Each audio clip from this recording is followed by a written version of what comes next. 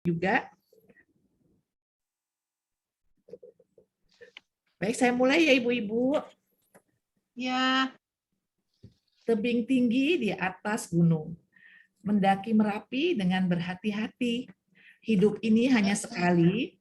Mari kita mulai acara pertemuan anggota DWP Ditjen KSM. Bismillahirrahmanirrahim. Assalamualaikum warahmatullahi wabarakatuh. Selamat pagi, salam sejahtera buat kita semua. Yang terhormat Ketua DWP Ditjen KSM, Ibu Rina Taryat, yang kami hormati ibu-ibu pengurus dan juga ibu-ibu anggota DWP Ditjen KSM. Alhamdulillahirabbil alamin.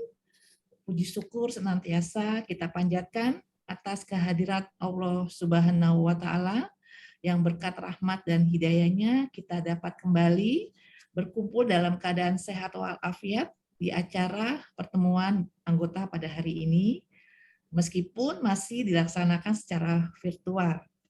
Namun kami berharap situasi ini tidak menyurutkan semangat dan juga kebersamaan kita untuk menjalin silaturahim. Dan tak lupa juga kami mendoakan kepada keluarga atau sanak keluarga yang saat ini sedang sakit agar diberikan kesehatan dan dapat beraktivitas kembali.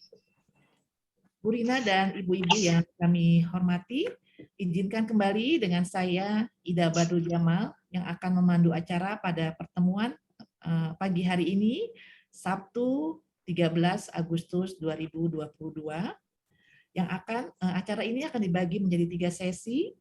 Yang pertama adalah serah terima jabatan Ketua Bidang Ekonomi dari Ibu Nurul Apriliani kepada Ibu Janet Melesia.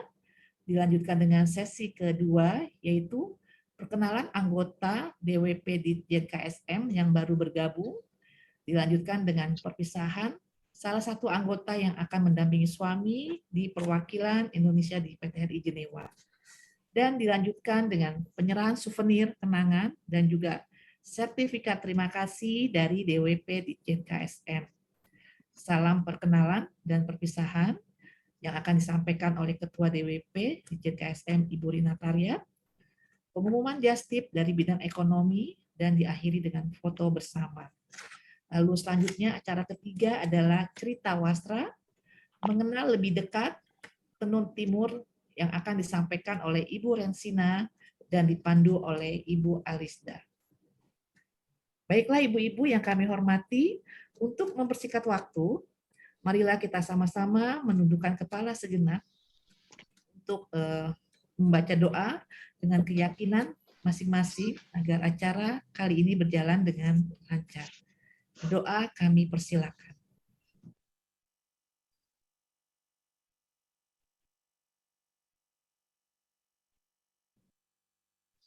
Selesai, terima kasih. Memasuki sesi pertama yaitu serah terima jabatan Ketua Bidang Ekonomi DWP Ditjen KSM dari Ibu Nurul Apriliani kepada Ibu Janet Melesia.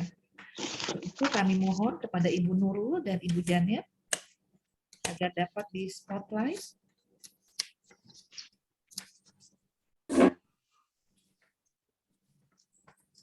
Untuk Ibu Nurul, baik, terima kasih. Baiklah, acara sertifikat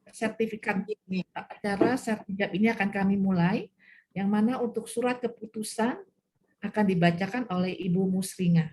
Kepada Ibu Musringa, kami persilakan. Baik, terima kasih. Dharma Wanita Persatuan Ditjen Kerjasama Multilateral Kementerian Luar Negeri. Keputusan Ketua Dharma Wanita Persatuan Ditjen Kerjasama Multilateral nomor 1 tahun 2022 tentang pengesahan Ketua Bidang Ekonomi Dharma Wanita Persatuan Ditjen Kerjasama Multilateral masa bakti 2019-2024. Ketua Dharma Wanita Persatuan Ditjen Kerjasama Multilateral menimbang A. Bahwa dengan terpilihnya Ketua Bidang Ekonomi baru Dharma Wanita Persatuan Ditjen Kerjasama Multilateral maka dipandang perlu melakukan pengesahan Ketua Bidang Ekonomi antar waktu. B. Bahwa untuk itu telah terpilihnya Nyonya Janet Melisa sebagai Ketua Bidang Ekonomi Dharma Wanita Persatuan Ditjen Kerjasama Multilateral menggantikan Nyonya Nurul Apriliani. C. Bahwa sehubungan dengan itu, Ketua Dharma Wanita Persatuan Ditjen Kerjasama Multilateral perlu mengesahkan Nyonya Janet Melisa sebagai Ketua Bidang Ekonomi Dharma Wanita Persatuan Ditjen Kerjasama Multilateral masa bakti 2019-2024 melalui suatu keputusan. Mengingat 1. Anggaran Dasar Dharma Wanita Persatuan, Pasal 16 Ayat 1, Pasal 16, Pasal 18 Ayat 2, dan Pasal 3.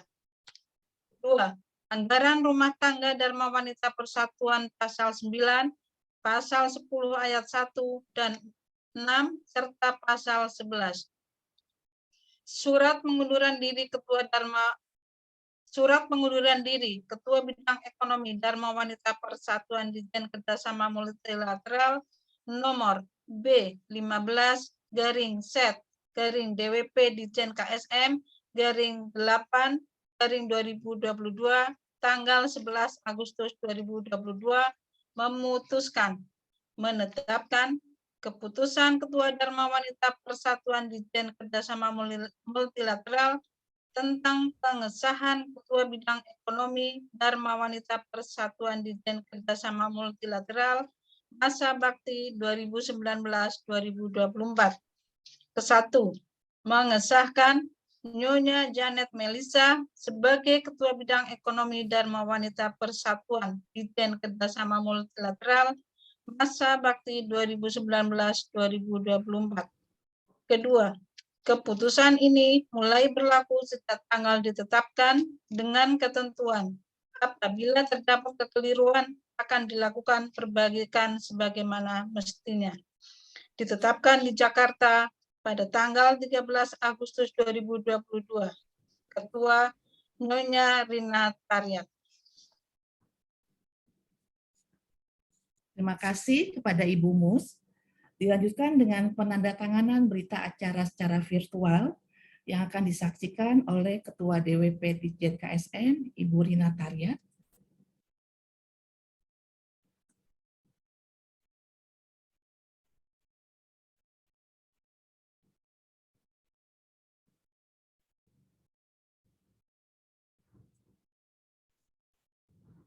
Baik, terima kasih Mbak Lisda. Selanjutnya akan foto bersama. Mohon kepada Ibu Rina Tariat bisa di spotlight sebentar, Mbak Lisda, untuk foto bersama. Baik, Ibu.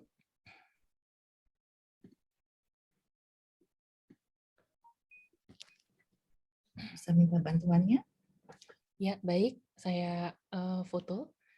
1, 2, 3. Ya, sekali lagi. 1, 2, 3. Ya, terima kasih. Terima kasih.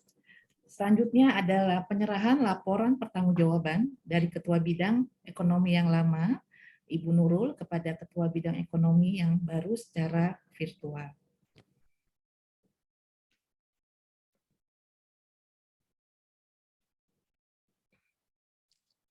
Saya dokumentasikan. 1, 2, 3. Ya. Baik, terima kasih. Terima kasih Bu Rina, Ibu Nurul, Ibu Janet. Pada Bu Nurul kami ucapkan terima kasih atas kerjasamanya sebagai Ketua Bidang Ekonomi dan selamat kepada Ibu Janet untuk jabatan barunya. Selanjutnya adalah sesi perkenalan dan perpisahan. Hendak berlayar, hari sudah petang. Tepikan biduk, kucurkan sampan. Tak kenal, maka tak sayang. Marilah kita sambut anggota DWP Ditjen KSM yang baru bergabung. Untuk itu dengan hormat kepada Ibu Siti Fatima atau yang akrab kami panggil Ibu Titi, istri dari Bapak Tri Purnajaya, yang saat ini berada di Direktorat PPKKI untuk memperkenalkan diri. Kepada Ibu Titi, kami persilakan.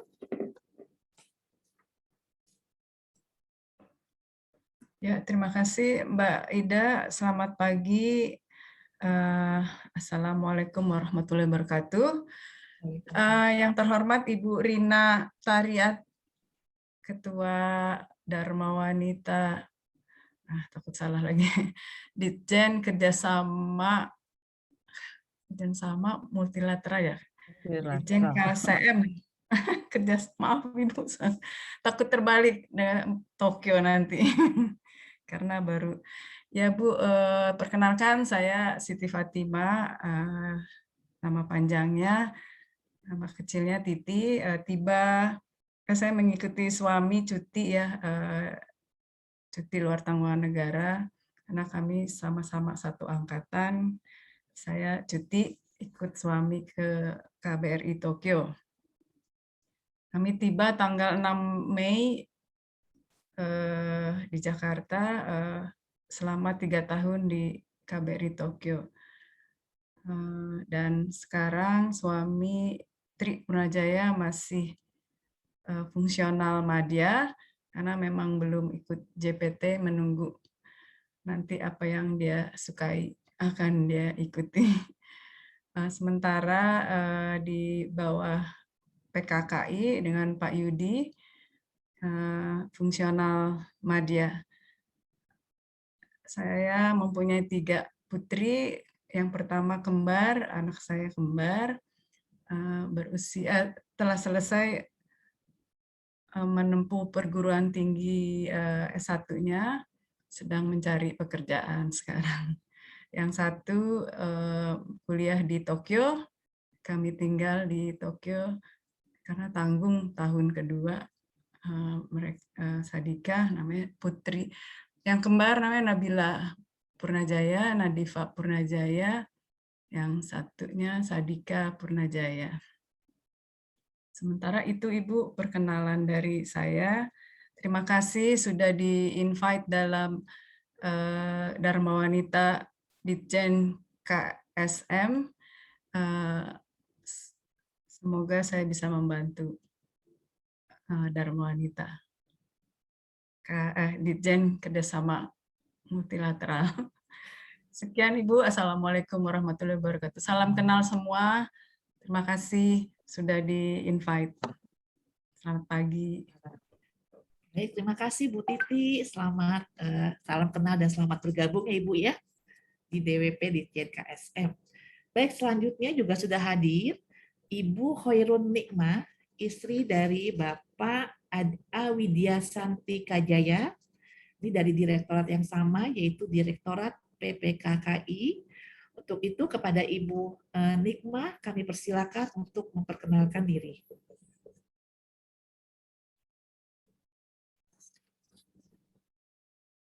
Terima kasih Bu Ida atas waktu yang sudah diberikan kepada saya. Yang terhormat Ibu Rina Tariat selaku Ketua DWP Ditjen Kerjasama Multilateral dan ibu-ibu semua yang saya sayangi. Perkenalkan, nama saya Hoirun Nikmah, biasa dipanggil dengan Nikmah. Saya adalah istri dari Bapak Awidya Santi Kajaya yang saat ini bertugas di unit PKKI di bawah asuhan Bapak Yudi. Kami baru saja kembali dari Jenewa, Ibu, di bulan Februari lalu. Dan saat ini kami bertempat tinggal jauh sekali, beda provinsi. Kami tinggal di Bogor. Alhamdulillah, sudah 6 bulan di Indonesia, temu kangen dengan keluarga besar, tak lupa temu kangen dengan macetnya jalanan di Bogor. Saat ini saya punya 2 orang anak. Yang pertama namanya Avicenna, kelas 2 SMP, dan yang kedua namanya Alvina, kelas 6 SD. Daun hijau, buahnya ungu, asam manis itu rasanya. Untuk mempersingkat waktu, sekian perkenalan dari saya. Sekali lagi terima kasih. Wassalamualaikum warahmatullahi wabarakatuh. Terima kasih Mbak Nikmah sudah berkenan ikut bergabung di DWP Ditjen KSM.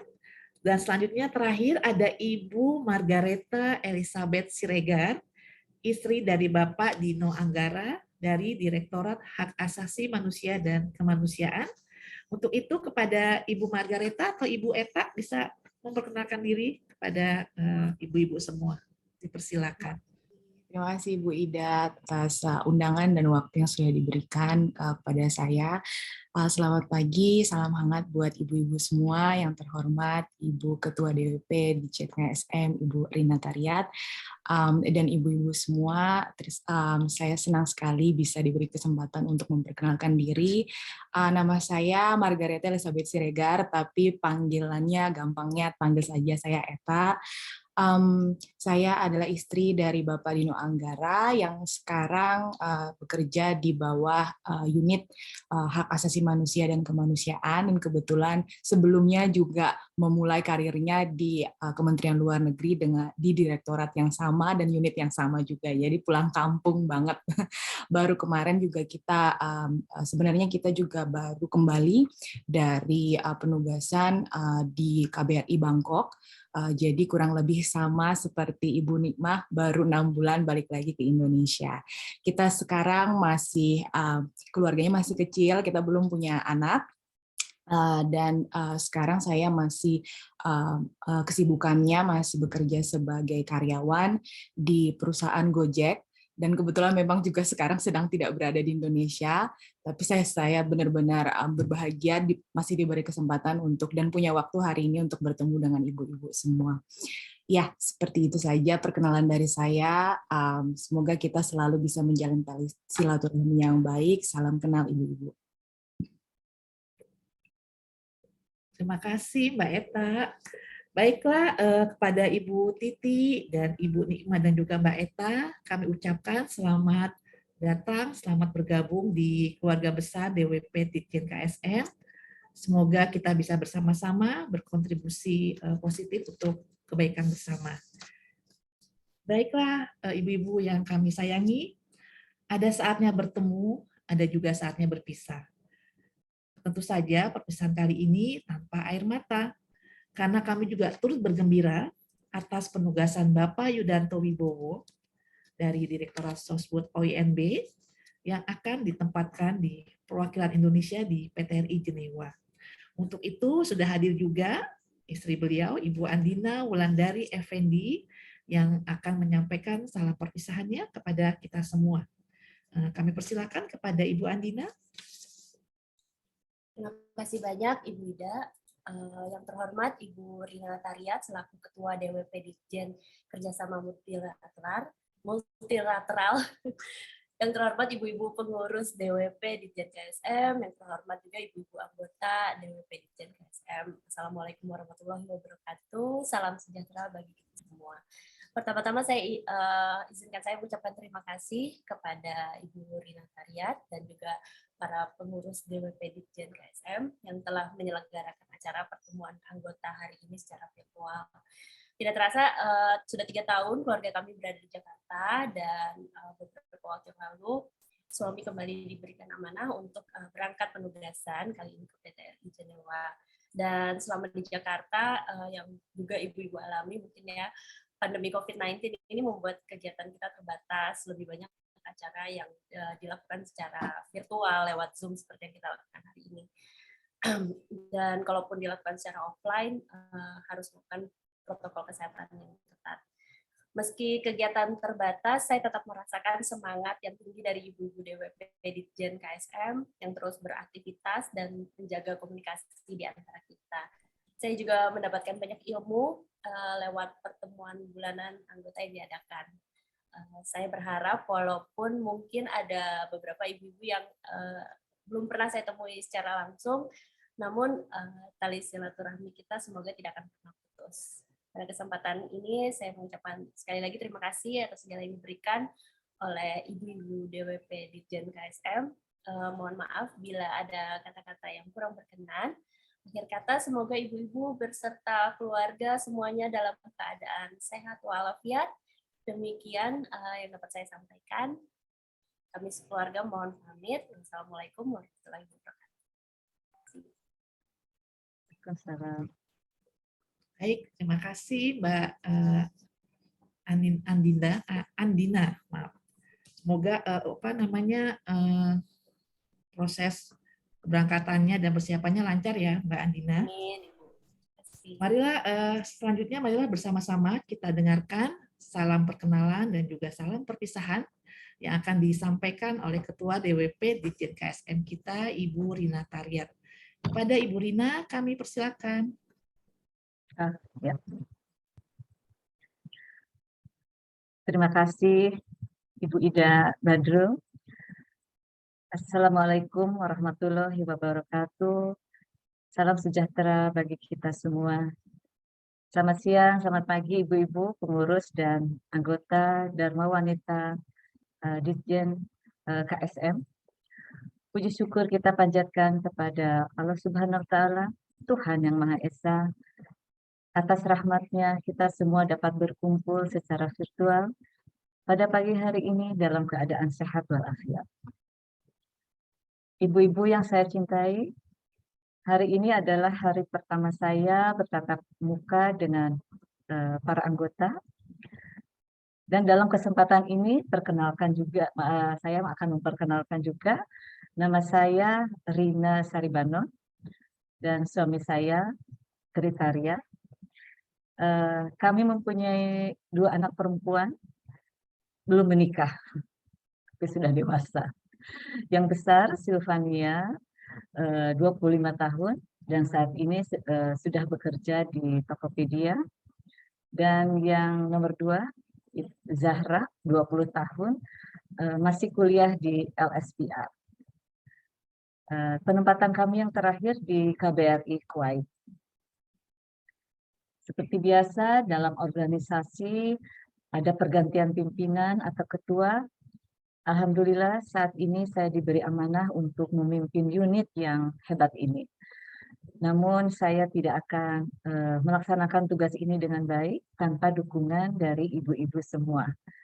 Untuk itu saya mohon bantuan dan dukungan kerjasama dari seluruh pengurus dan anggota Dharma Wanita di KSM ini. Ibu-ibu yang saya banggakan, sebagaimana setiap ada pertemuan, pasti ada perpisahan. Hari ini kita berbahagia karena menyambut rekan-rekan baru yang bergabung di DWP Ditjen KSM ini, sekaligus juga sedih melepas rekan kita yang akan meninggalkan kita untuk mendampingi suami bertugas di tempat penugasan yang baru. Ibu-ibu yang saya kasihi, saya juga akan berpantun. Siang hari, langit membiru, angin kencang, suara menderu. Selamat datang ibu-ibu baru, betapa bahagia kita bertemu. Atas nama DWP Ditjen KSM, izinkan saya mengucapkan selamat datang dan selamat bergabung di keluarga besar DWP Ditjen KSM ini kepada Ibu Siti Fatimah, Ibu Hoeru Nikmah, dan Ibu Margareta Siregar. Mudah-mudahan kerjasama dan rasa kekeluargaan di antara kita akan terjalin semakin erat ke depannya. DWP ini banyak sekali manfaatnya, bisa sebagai tempat bersilaturahmi, menuangkan kreativitas, dan tempat belajar berorganisasi. Jadi banyak sekali manfaat dari DWP ini.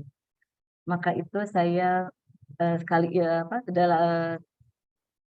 saat ini saya di DWP Pusat memegang sebagai ketua bidang sosial budaya. Nah, untuk ibu-ibu yang akan bergabung di DWP Pusat, kami juga persilahkan bisa menghubungi saya. Lalu izinkan juga saya sekaligus mengucapkan selamat jalan, selamat bertugas kepada Ibu Andina Yuda. Terima kasih atas kerjasama dan persahabatan selama bergabung di DWP Ditjen KSM ini. Dan mohon maaf apabila ada kesalahan dan kehilafan dalam kebersamaan dan dalam koordinasi selama ini. Teriring doa kiranya ibu dan keluarga diberikan kesehatan dan kelancaran dalam mendampingi suami. Mudah-mudahan tali silaturahmi tetap terjalin selama ini dan tidak terputus dan tetap berlanjut meskipun jarak memisahkan kita. Jangan tebang kayu yang basah. Buat masak tak akan beres. Selamat jalan, selamat berpisah. Semoga semuanya semakin sukses. Ibu-ibu yang saya banggakan, mungkin ibu itu sudah masuk belum ya? Belum ya? Belum, Bu Rina, mohon maaf, Ya masih udah, mencari. nanti aja Ya, saya inikan lagi ya. baik. Baik ibu-ibu, mungkin cukup sambutan saya sampai di sini, nanti diteruskan, dilanjutkan lagi setelah ibu yang akan memberikan wastra. Ya. Terima kasih. Cukup sekian. Assalamualaikum warahmatullahi wabarakatuh. Waalaikumsalam warahmatullahi wabarakatuh. Terima kasih Ibu Rina Tariat atas sambutan, perkenalan, dan juga perpisahannya. Acara selanjutnya adalah penyerahan sertifikat ucapan terima kasih dari DWP Ditjen KSM dan sekaligus souvenir kenangan untuk Ibu Andina Wulandari Effendi atau Andina Yudo. Untuk itu kami mohon bantuan Mbak Lisda untuk di spotlight ini secara virtual saja pemberiannya ya Mbak. Nanti kita akan kirimkan. Sementara masih virtual. Sertifikat dan juga souvenirnya bisa ditampilkan Mbak Lisda.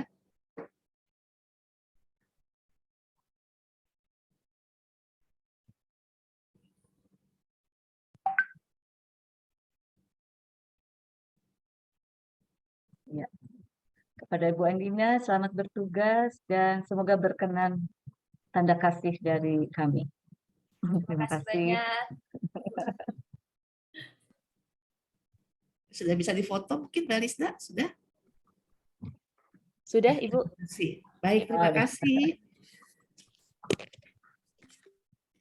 Baik, acara akan kami lanjutkan kembali, yaitu ada pengumuman Justip dari bidang ekonomi yang akan disampaikan oleh Ketua Bidang Ekonomi yang baru saja dilantik, Ibu Janet Melita. Kepada Ibu Janet, kami persilakan Ibu.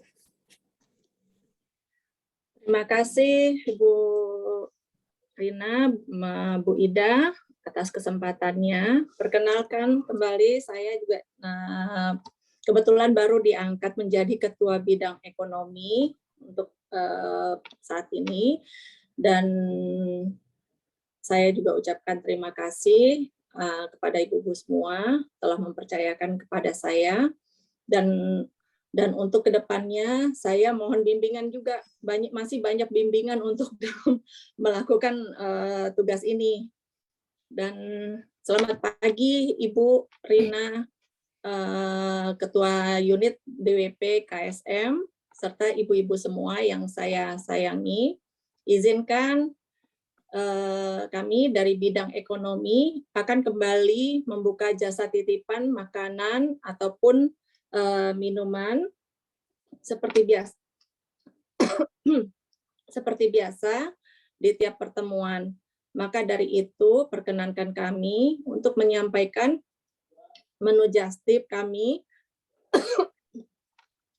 via chat WA ataupun pemesanan bisa kami kirim, maaf Ibu, bisa kami kirimkan via GoSend atau Pixel.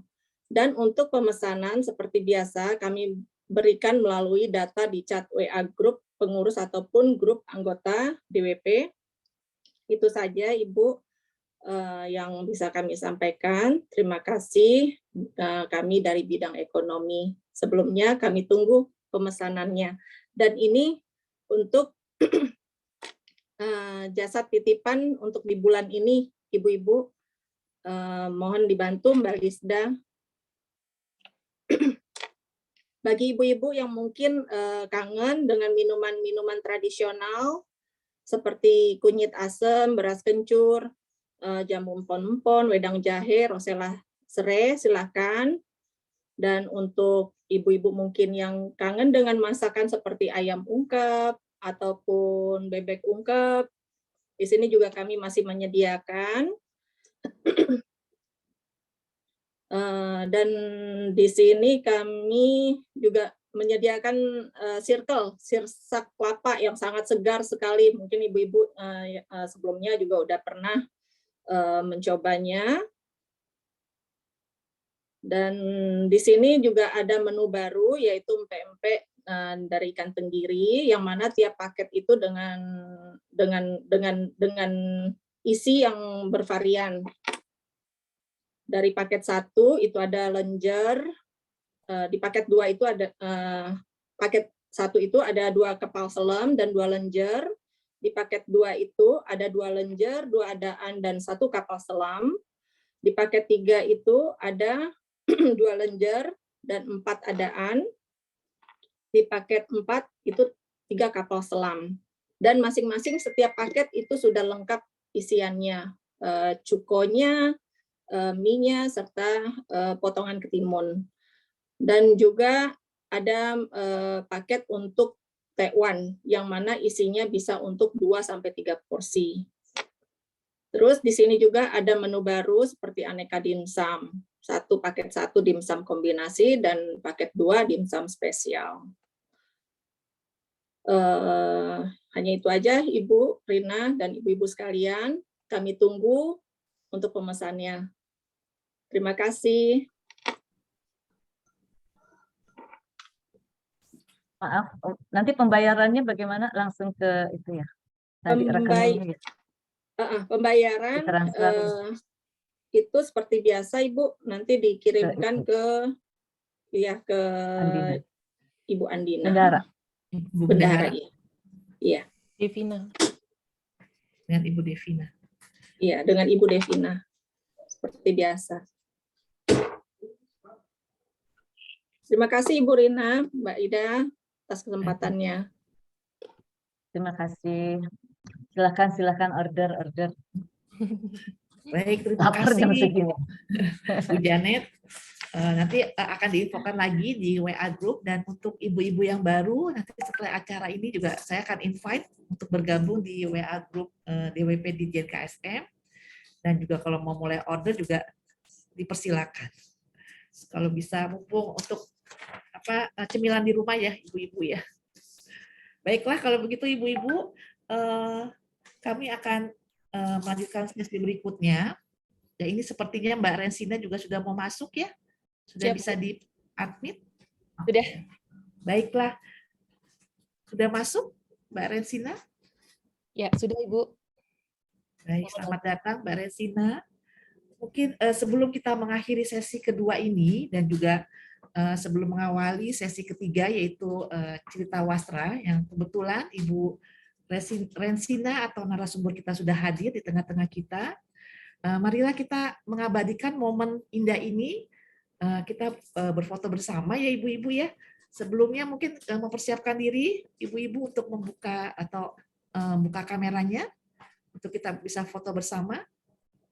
Nanti bisa dibantu Mbak Lisda untuk mengatur gaya kita bagaimana ya. Baik. Biar terlihat cantik, jangan lupa senyum. Mungkin jilbabnya dirapikan dulu. Baik, Ibu-ibu, bagi yang belum membuka kamera, mohon berkenan untuk membuka. Ibu Tensi, Ibu Musringah mungkin tadi memang berhalangan.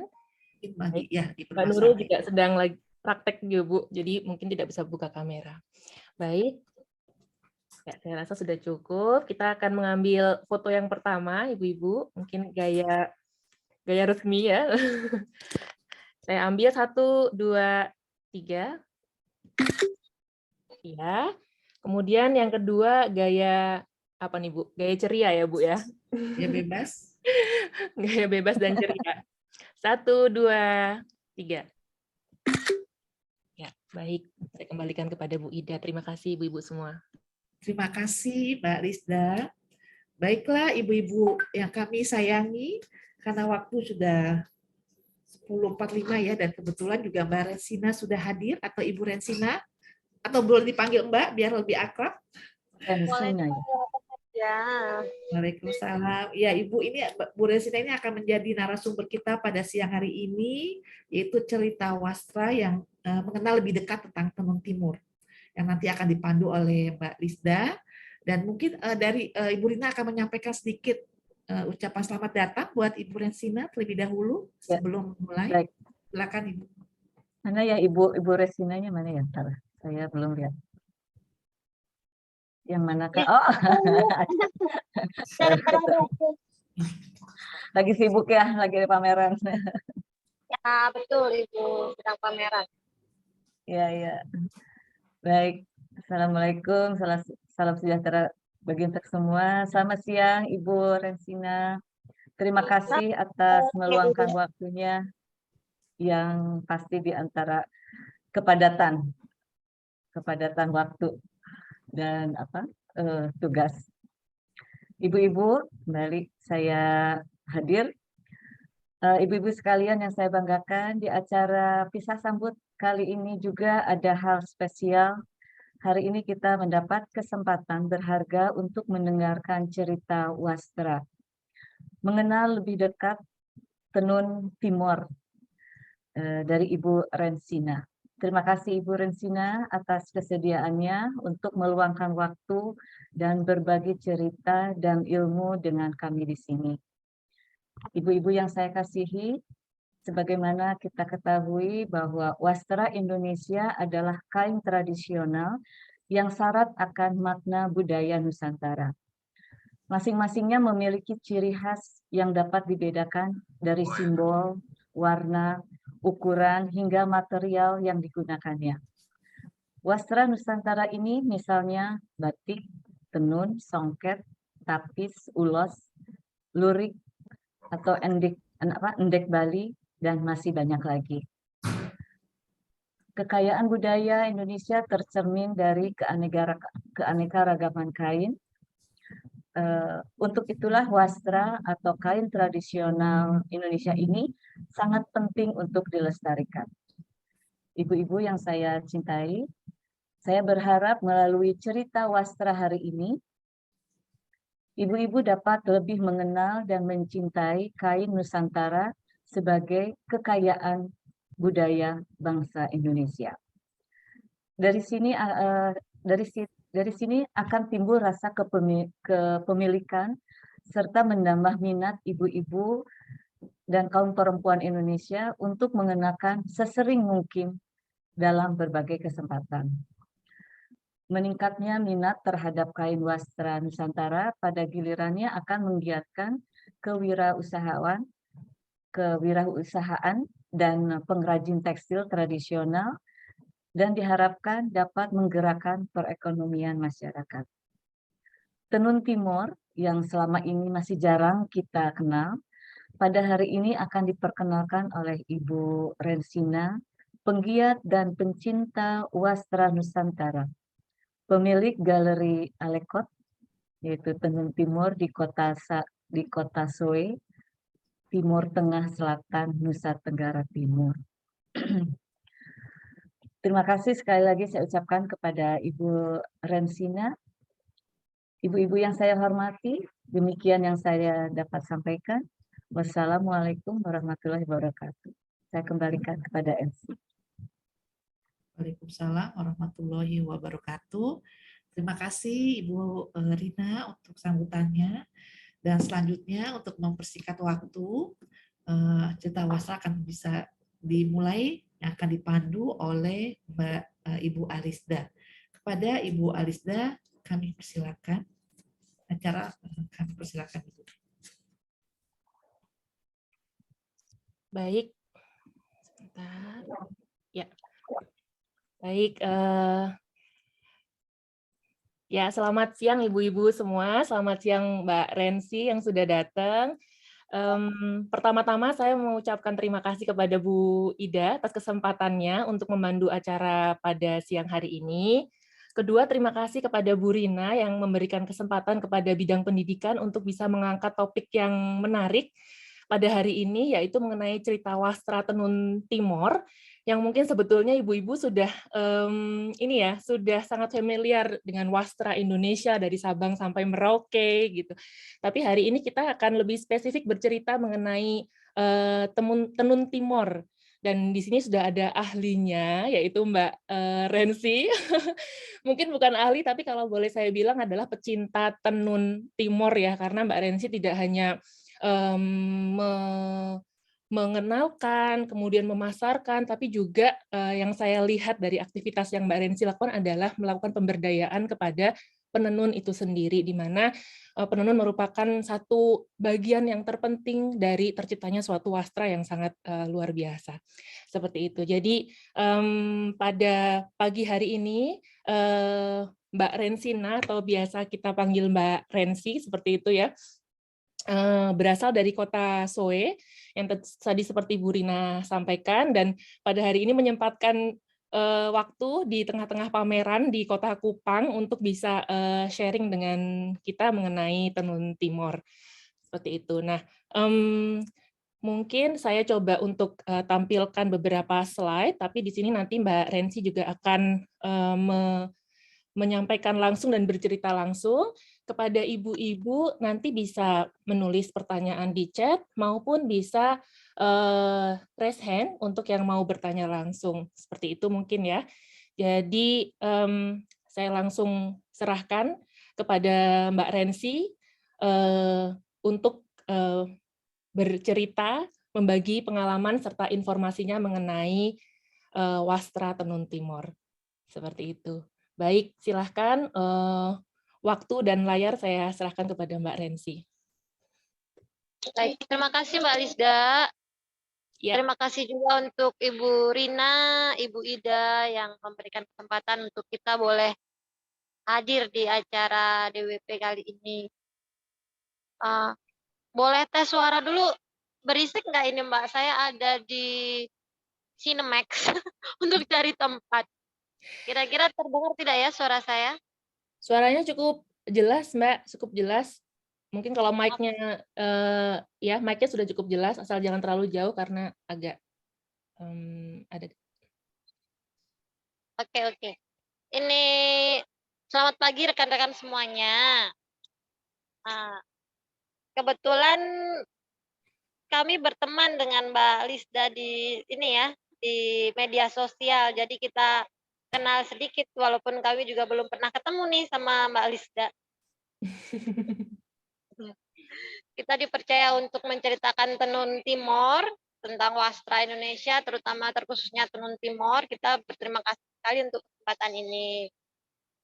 Saat ini memang banyak digaungkan tentang cinta wastra ya. Saya sendiri, saya juga dari Jawa.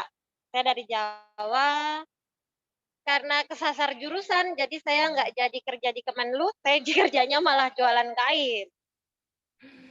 Ini waktu pertama kali datang ke Timor, saya suka sama tenun Timor memang.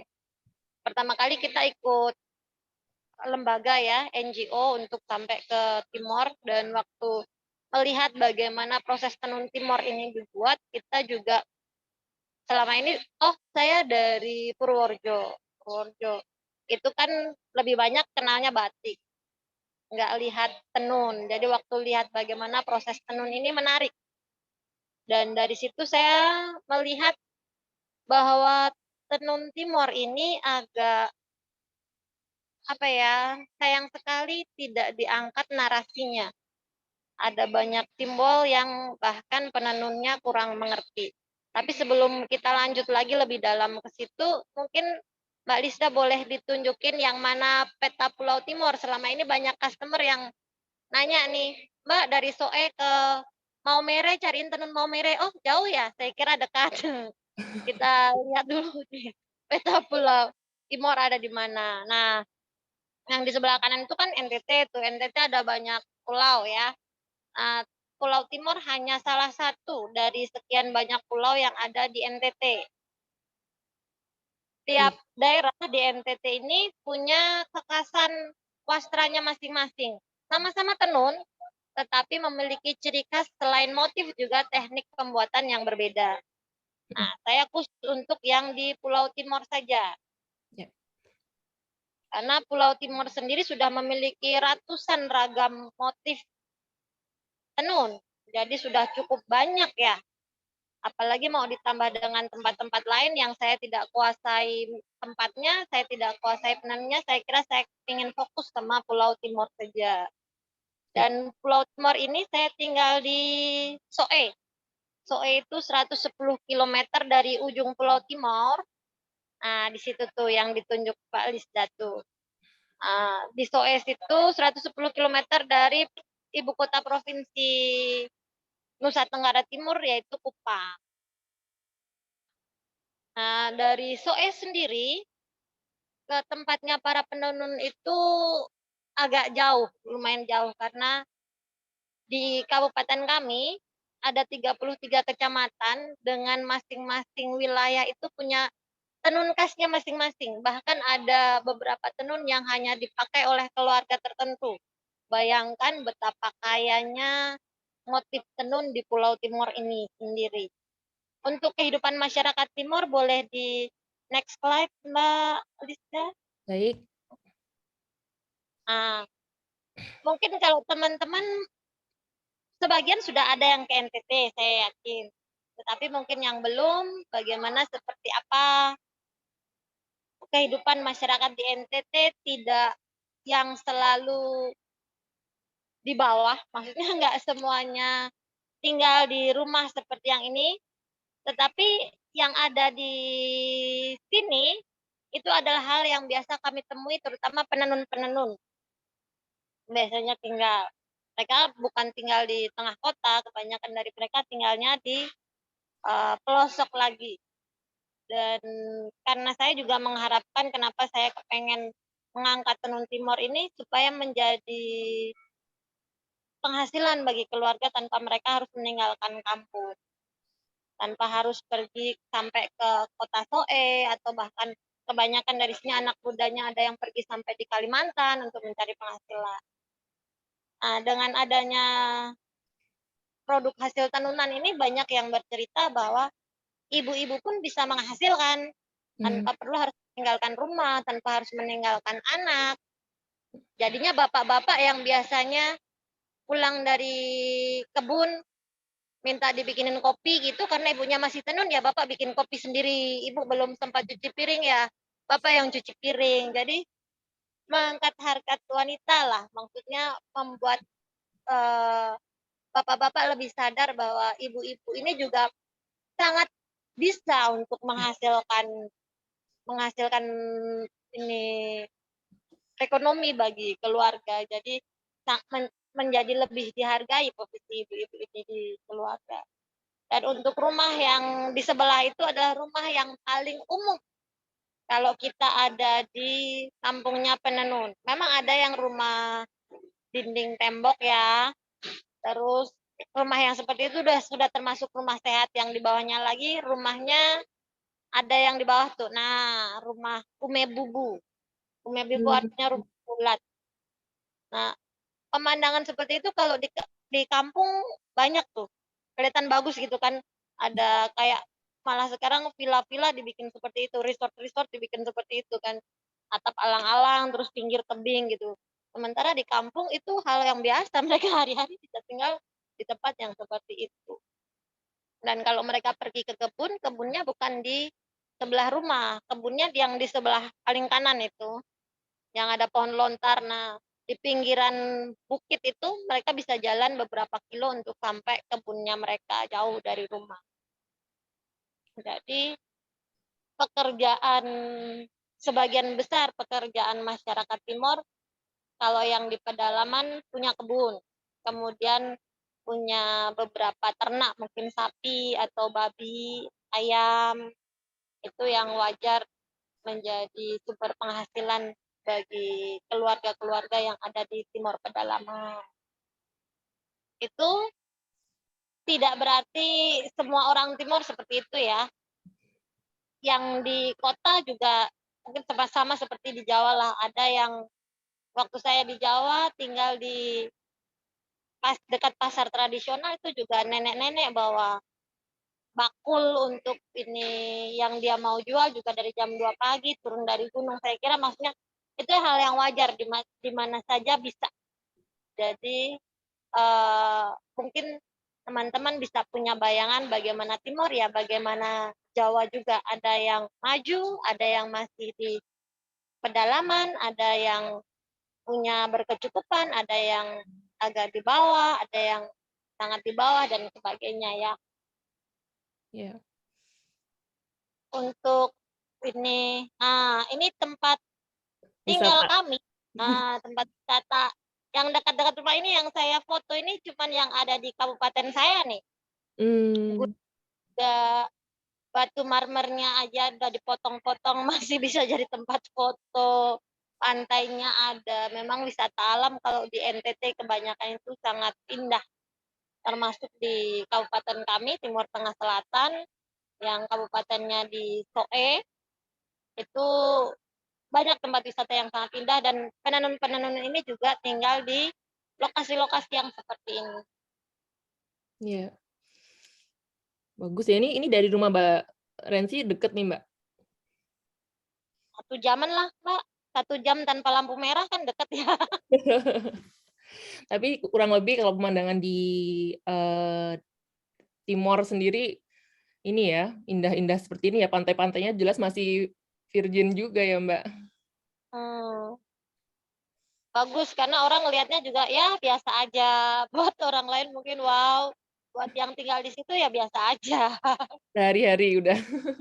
Ya, Oke. mungkin ini tenun-tenun Timor.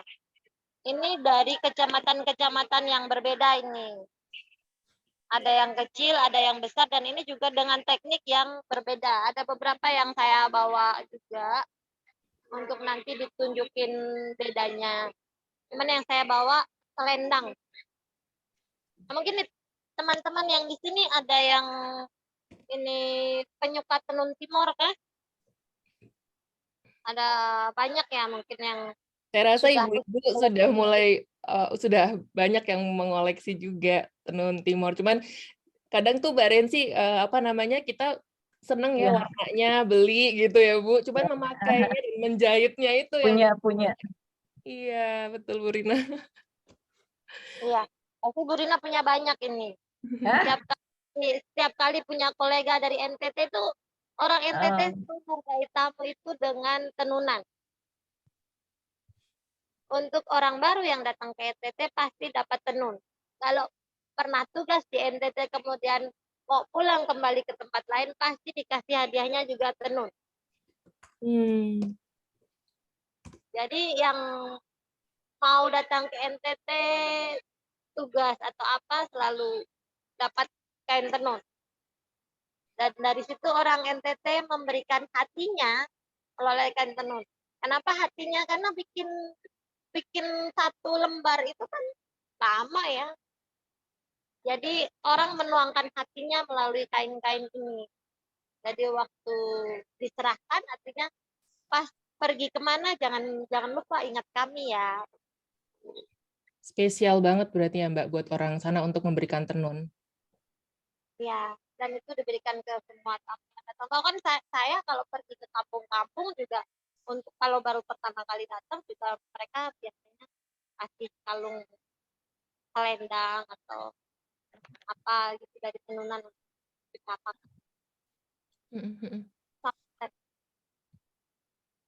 Nah, untuk jenis tenunan di Timor sendiri ada 4 ya. Yang saya tahu ini dibilang ahli, bukan ahli nih, tapi karena saya suka, jadi saya berbagi saja yang saya tahu. Mungkin ada teman-teman dengar dari cerita lain seperti apa, nanti kita bisa sharing aja, kita belajar sama-sama ya. Iya. Nah, literatur untuk tenunan ini memang terbatas. NTT itu budayanya, bukan NTT, Timor itu budayanya lisan, tidak tertulis. Jadi sangat rawan untuk dibelokkan atau dihilangkan. Untuk ini budaya ini ini literaturnya memang kurang untuk tenun NTT maupun sejarah. Saya masih sangat kurang. Nah, yang pertama ada tenun sotis. Tenun sotis ini Selain di Timor, ini contohnya ya, yang saya bawa ini tenun sotis dari Timor Tengah Utara, dari TPU, tetangga Kabupaten Sebelak. Nah, tenun sotis ini, ya ciri khasnya motif yang seperti ini, motifnya bisa besar, bisa kecil. Tapi satu deret begini hanya ada 2 atau 3 warna, biasanya 2 warna. Kalau dia mau nunjukin warna oranye, berarti benang birunya di belakang. Kalau dia mau nunjukin warna biru, berarti benang oranye di belakang. Tanpa nambahin benang ya, cuman main mana depan, mana belakang. Tenun sotis ini tiap daerah ada, tiap suku ada. Jadi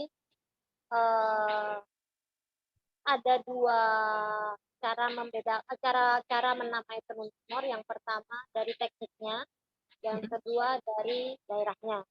Kalau tekniknya ada sotis, ada tenun ikat, yang selama ini dibilang tenun ikat NTT, padahal di NTT nggak cuma tenun ikat aja. Ada sotis, ada tenun guna, ada naika. Nah, ini yang tenun ikat. Tenun ikat ini yang mirip dengan Jepara ya, maksudnya caranya dengan mengikat benang supaya mengikat benang pakai tali plastik yang kedap supaya pewarnanya nggak masuk. Oke. Nah, Jadi yang sotis tadi itu teknik ya, Mbak ya? Tekniknya tuh ya, ada 3, ikat, sotis, sama buna ya, Mbak? nah, ya. Teknik ya. Ini yang tenun ikat. Nah, tenun ikat ini yang daerah-daerah yang banyak tenun ikatnya selain di Pulau Timor ada Sumba. Sumba yang tinggi, Kombu itu tenun ikat. Terus Flores yang tenun ikatnya Sika itu juga jenisnya tenun ikat. ND punya itu juga tenun ikat. Alor yang terkenal itu juga tenun ikat. Sabu, Rote itu juga mereka tenun ikat. Iya, iya. Nah, NTT terkenal dengan tenun ikat, tapi di NTT bukan cuma tenun ikat yang ada. Iya, iya. Kalau di Timor, tenun ikat disebut putus. Pakai bahasa lokal, putus. Nah, ini tenun ikat dari Atambua, dari Belu. Pakai pewarna alam, contohnya. Terus yang ketiga ada yang tenun guna. Kalau di Timor, tenun guna ini yang kelasnya paling tinggi. Karena pembuatannya paling rumit. Banyak motifnya dan makin halus motifnya. Pembuatannya bisa makan sampai 1 tahun. Di bawah tadi ada tuh yang untuk pameran.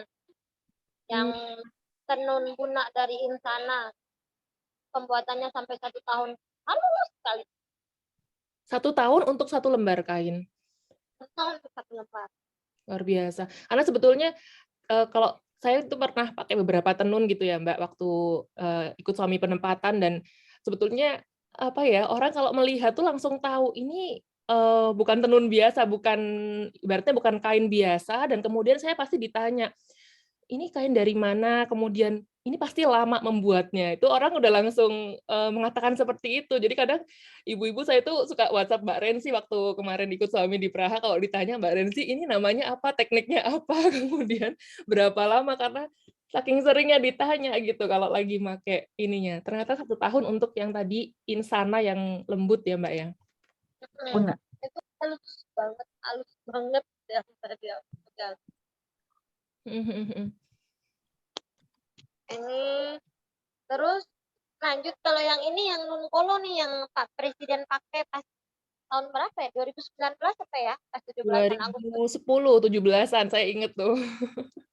2010 Pak Jokowi belum jadi presiden tuh. 2020 ya. Iya. Nah, ini nih yang motif Nungkolo. Nungkolo itu nama kecamatan. Ini motifnya Buna. Buna. Tekniknya Buna. Kalau yang ini udah dipatenin Mbak Lisa. Udah dipatenin nih dari SOE, Dekranasda SOE. Udah ada ini. Ini secara resmi dari hakinya dikasih nama ini Kaif Berkait. Kaif kaif berangkat. Kaif itu sebelah sininya ini, Mm-mm. ini kaifnya. Kalau kaif itu artinya hubungan hubungan sosial di dalam masyarakat. Ada yang ya. Ini jadi seperti ini artinya saling menjaga. Kaif itu bahasa Timurnya artinya kan kait, kait, kait, kait. Jadi satu dengan yang lain saling menjaga, saling terkait. Ada juga yang mengartikan sebagai kayak sistem kerajaan, bahwa raja itu ada di tengah dengan pilar-pilarnya, dengan pengawalnya, dengan ini di bagian luar, itu biasanya yang Amanuban. Tapi tadi selain yang Amanuban nggak ada, nggak aku bawa. Itu yang ini, kan banyak tuh yang motif-motif Timur yang kayak wajik-wajik. Iya, iya betul. Tadi sempat bisa dilihatkan tuh yang di slide bukan, Mbak? Ya, ada yang Amanuban punya yang ini halus banget, yang rintik-rintik rintik-rintik halus banget. Nah itu kaif. Ini ya? Betul Mbak. Dan itu Amanuban yang kerjanya juga lama banget, nyaris 1 tahun itu Mbak. Itu yang bagian bawah itu punya motif raja itu, yang bagian bawah. Iya, iya, iya, iya. Ini detail sekali. Detailnya halus sekali. Jadi bentuk belah ketupat seperti itu nunjukin pilar utama 4 kan itu di tengah tuh, lalu ada titik 4 itu. Ini 4 ya. pilar yang menyangka sistem kerajaan. Habis itu lapisan keluarnya juga biasanya ada 4 lapisan. Iya, iya, iya. Itu kalau yang belah ketupat menunjukkan sistem kerajaan atau sistem sosial yang ada di masyarakat. Kebanyakan paling banyak itu sih menunjukkan sistem sosial. Ini juga kaif yang ini juga. Ya, non-kolo kait ya ini. Yang sudah dipatenkan motifnya. Memang berbeda sekali dengan daerah lain yang ini. Ya, ini full guna non-kolo nih yang sebelah. Boleh dari yang ini nih, yang guna non-kolo ini, semuanya nggak ada yang sama ya. Motifnya mirip, tapi tidak ada yang seperti yang namanya handmade kan gitu ya Mbak Lisda. Ada yang satu mungkin bagian mananya lebih besar, penenunnya suka mananya yang lebih padat, lebih rapat, atau mungkin tangkainya lebih panjang. Jadi semua kain itu nggak ada yang sama persis. Iya. Kalau yang di paling kanan itu yang air tupas, Mbak. Iya. Ini hewan ya Mbak ya, simbolnya hewan ya. Paling banyak kalau air tupas memang pakai simbol-simbol fauna. Dan ada artinya juga seperti ayam jantan, artinya keberanian, laki-laki, keberanian. Kemudian ada tokek. Tokek itu biasanya dipakai oleh perempuan tapi yang sudah berumur. Kalau tokek. Sementara kalau yang masih muda pakainya yang cicak, karena tokek yang tua adiknya cicak gitu kan. Oke. Iya, iya. Dan ada kalau klan tertentu punya tokeknya itu harus berapa banyak, klan yang lain tokeknya harus berapa banyak. Tapi pasti ganjil. Nggak bisa genep, mesti ganjil. Kalau sarung sendiri biasanya 5, 7, 9, 11. Oke. Mbak Rensi ini sambil saya baca ada pertanyaan ya Mbak Rensi ya? Boleh, Mbak. Ya, dari Bu Rina nih, ada artinya dari simbol-simbol tenun. Nah, tadi sudah sempat beberapa terjawab ya Bu Rina. Nanti mungkin ada beberapa lagi yang Mbak Rensi akan ceritakan karena simbolnya banyak menurut saya, dan tadi sampaikan dari desa-desanya aja, tiap desa punya masing-masing ya Mbak Rensi ya. Oke. Terus ada yang kedua dari Bu Ida Badrul Jamal menanyakan bagaimana perawatan kainnya Mbak. Apakah di dry clean atau bagaimana? Nah, ini juga satu yang penting Mbak, karena ini ya cukup tricky ya untuk kain tenun Timur gitu. Bisa langsung dijawab mungkin Mbak Rensi untuk perawatan bagaimana? Iya, Kalau perawatan saya sih anjurkan memang dry clean. Kenapa? Karena banyak penenun pakai benang yang kualitasnya kurang bagus. Jadi mereka akses untuk mereka dapat benang bagus tuh harus sampai ke kota kan. Tapi enggak deh. Karena saya bahkan kontak untuk supplier benang, pabrik benang di Jawa pun untuk mereka kasih benang berwarna yang biasa dipakai untuk tenun, yang enggak luntur pun agak susah. Warna yang satu luntur, warna yang lain enggak. Dari pabriknya sendiri bilang seperti itu sih, waktu saya coba untuk suplai benang ke penenun yang bagus gitu kan. Apalagi penenun-penenun yang ada di daerah seperti yang tadi saya tunjukin ya, gambarnya ada yang rumahnya di ujung tebing kayak begitu, kapan mereka ke pasar? Untuk ke pasar aja harus jalan kaki 2-3 jam. Aku pernah lomba kemarin ini, awal tahun lalu, pergi ke Ayo Tupas. Aku minta kumpulin nih, ini penenun-penenun yang biasa kainnya aku ambil gitu. Aku minta kumpulin sama satu orang itu, tolong aku mau ketemu sama mereka, tolong dikumpulin. Itu ada yang berangkat dari rumah jam 5 pagi. Karena untuk sampai ke masih di kampung yang sama, tapi harus seberang kali yang nggak ada jembatan kayak gitu. Jadi jalan dari rumah dari jam 5 pagi sampai situ jam 10. Mungkin kan masih berhenti dulu. Ini masih di kampung loh, masih di kampung. Akunya jalan dari naik mobil dari Soe sampai ke tempat itu 3 jam. Sementara mereka kaki dari rumahnya sampai ke tempat itu bisa sampai 4 jam. Itu. Luar biasa. Bagaimana aksesnya mereka ini mau dapat benang bagus? Bagaimana mereka bisa sampai ke pasar dan bisa milih benang kan? Susah ya. Jadi mereka dapatnya benang yang seperti apa, yang penting sesuai dengan maunya mereka, warnanya ya mereka pakai itu. Oke, sip. Jadi dry clean ya yang paling ini ya, Mbak, yang paling aman ya. Kalau dari tadi Mbak, kualitas benang bagus sama nggak bagus dari gambar, misal Ayu Topas nih Mbak, Ayu Topas yang paling kanan itu kita bisa lihat nggak sih Mbak, mana benang yang kualitasnya memang bagus sama yang enggak gitu, secara kasat mata? Kalau Ayu Tupas. Yang paling kanan ini ya, Ayu Topas ya. Kalau aku waktu pertama kali datang ke Timor pun yang aku beli Ayu Tupas, Mbak. Suka aku sama warna Ayu Tupas, kelihatan vintage gitu kan. Nggak suka yang warna-warna menyala dulu tuh nggak suka. Sukanya Ayu Tupas aja sampai satu kontainer dulu punyanya Ayu Tupas. Nah, yang Ayu Tupas ini mereka pakai benang putih, benang katun single. Dan itu mirip sama benang kapas pintal. Jadinya kadang ada yang tidak jujur. Memang dari pembawanya atau kadang penenunnya yang nggak jujur bilang kalau itu bukan benang kapas. Ada kok yang datang ke toko bilang, ini pakai benang asli, ini benang Timor Ibu yang kami pintal langsung. Dan kita langsung bilang, gimana ceritanya benang Timor kok saya punya berkarung-karung di bawah, itu saya jual ke mereka bisa gampang-gampang kok, kamu harus pintal-pintal seperti ini, hasilnya sama. Padahal kita sudah tahu bedanya ya antara benang katun single sama benang pintal kapas pintalan yang asli itu tetap ada bedanya.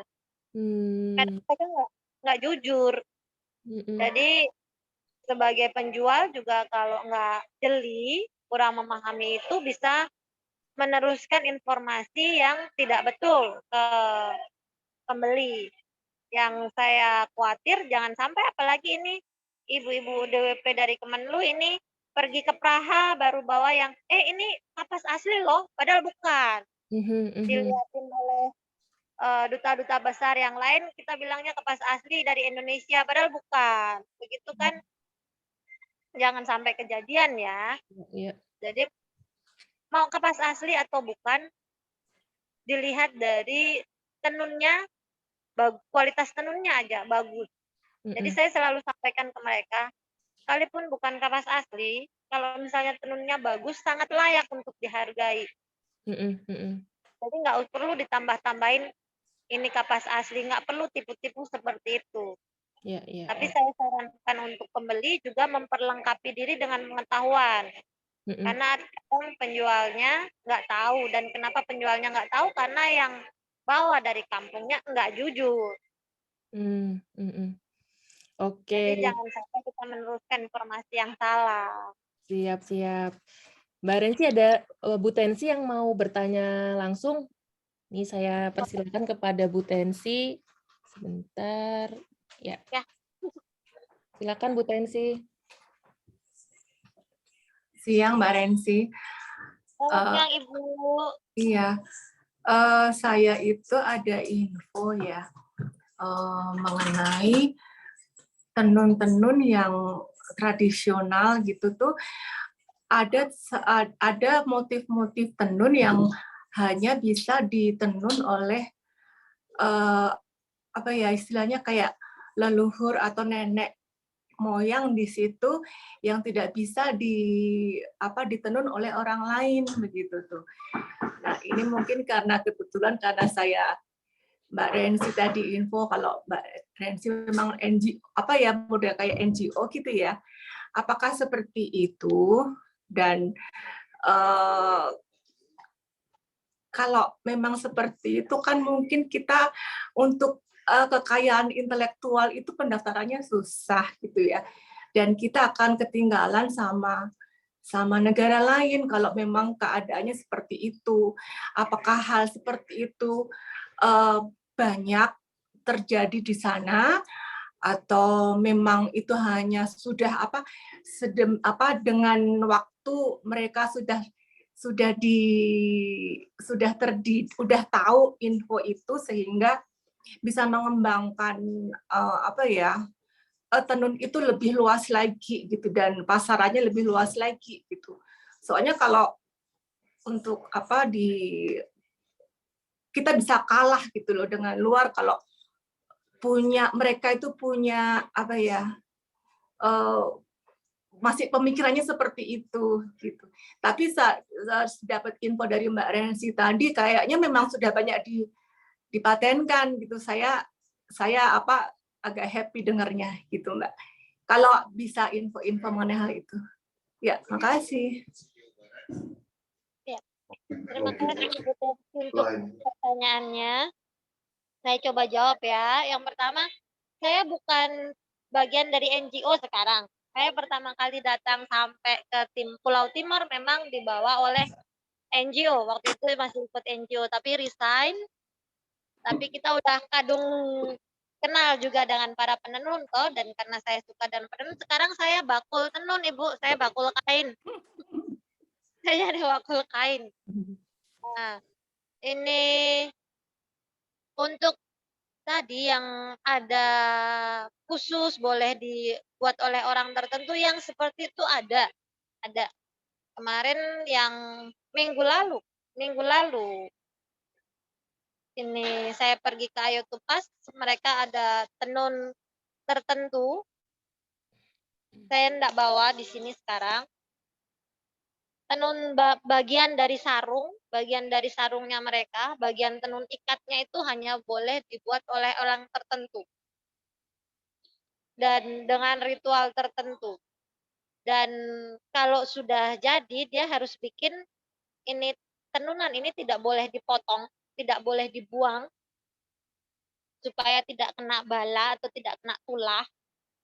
Jadi harus ditenun pas-pas dengan bagian sarung yang bagian bawah, supaya jangan ada bagian yang sisa dan harus digunting dibuang. Nah, ini yang kadang membuat sarung itu mahal karena orang menghargai betul. Nggak semua orang bisa tenun itu, memang nggak semua orang boleh kan tenun seperti itu. Tetapi nggak semua tenunan di Timor punya cara yang sama seperti itu kok. Masih banyak yang bisa dikembangkan untuk menjadi industri. Kalau saya sendiri merasa bahwa saya tidak ingin terlalu mengubah mereka. Nah, mereka sudah punya kehidupan yang nyaman. Tidak ingin kemudian kamu harus tenun yang banyak seperti ini, dengan cepat seperti ini. Kalau itu tidak sesuai dengan ininya mereka, tidak sesuai dengan tradisinya mereka, ya kita nggak bisa paksain. Ada yang bilang, kalau saya sih mendampingi mereka motifnya ekonomi, maksudnya membuat mereka juga sejahtera, ada pilihan pekerjaan selain menjadi PNS, ada pilihan pekerjaan yang kamu sudah punya modalnya, sudah diajarin dari waktu kecil gitu, itu bisa jadi sumber penghasilan bagi keluarga. Terus untuk mereka yang melestarikan, yang masih